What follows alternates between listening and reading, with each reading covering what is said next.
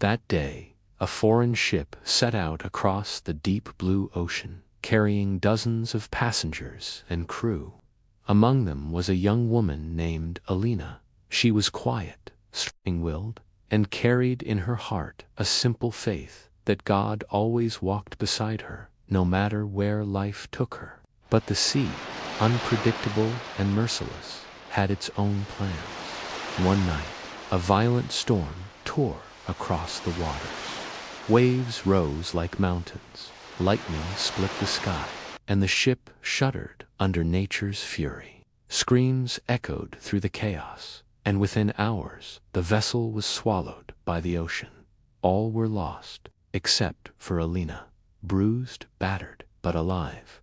She clung to a piece of wreckage and drifted for hours until the tide carried her to the shore of a deserted island. When she awoke on the sand, weak and trembling, she realized she was completely alone. No ship, no people, nothing but endless trees, rocks, and ocean waves. Her first instinct was to pray. "Lord," she whispered, tears rolling down her face, "please help me. Please send me a way out of this place." Days passed. She lived on coconuts, roots, and small fish she caught with her bare hands. Each morning she prayed with hope, and each evening, when no rescue came, her hope dimmed a little more. To protect herself, Alina began to build a small hut from branches, palm leaves, and broken planks that had washed ashore. It wasn't much, but it gave her a sense of security, a place she could call her own. Inside it, she stored the few belongings she had salvaged: a piece of cloth, a broken mirror, and a tin plate. "Thank you, Lord," she would whisper each night. "At least I have this shelter." Weeks dragged on.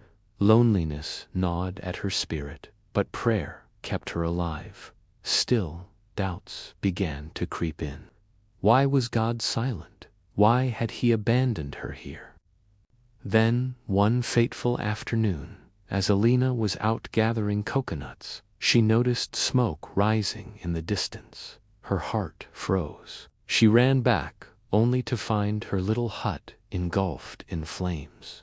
Somehow, a spark from the small fire she had left burning to cook her meal had caught the dry leaves. In a matter of minutes, everything was gone: her shelter, her belongings, her sense of security. She fell to her knees in shock, her hands trembling as she watched the fire consume what little she had. "No, Lord," she cried out in anguish. "Why would you let this happen? Wasn't I already suffering enough? I asked you for help, and instead you took away the only thing I had. You're so cruel, so cruel." That night, she lay on the beach under the cold stars, broken and bitter.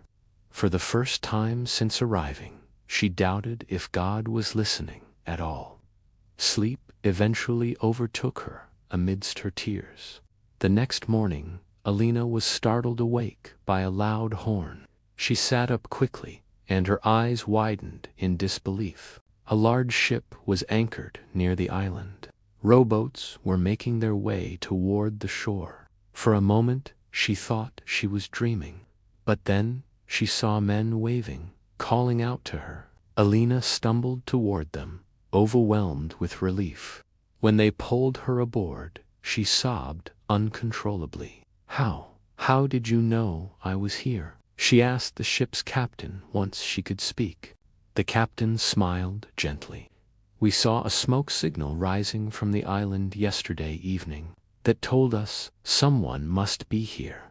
So we came." Alina's heart skipped a beat.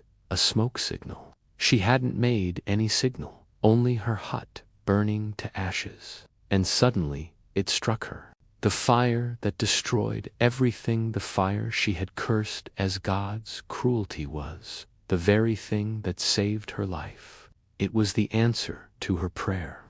Tears welled in her eyes once more, but this time they were tears of humility and gratitude. She bowed her head and whispered, "Forgive me, Lord, I see now. Your plan was greater than mine.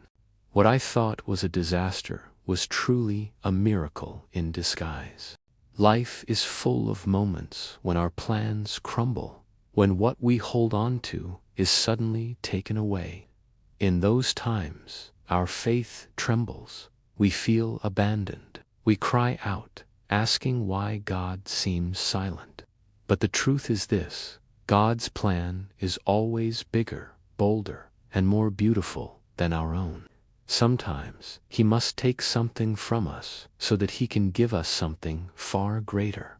The very fire we think destroys us may actually be the light that leads us to salvation. Alina's story reminds us that when we feel most lost, God is still working. His silence is not absence. His timing is never late. And His plan, though hidden from our eyes, is always perfect. If this story touched your heart, don't let it end here. Subscribe to the channel so you won't miss more inspiring stories of faith and hope. Like this video to show you believe in the power of God's plan. Share it with someone who may be struggling right now, because your share might be the very signal fire they need to find their way.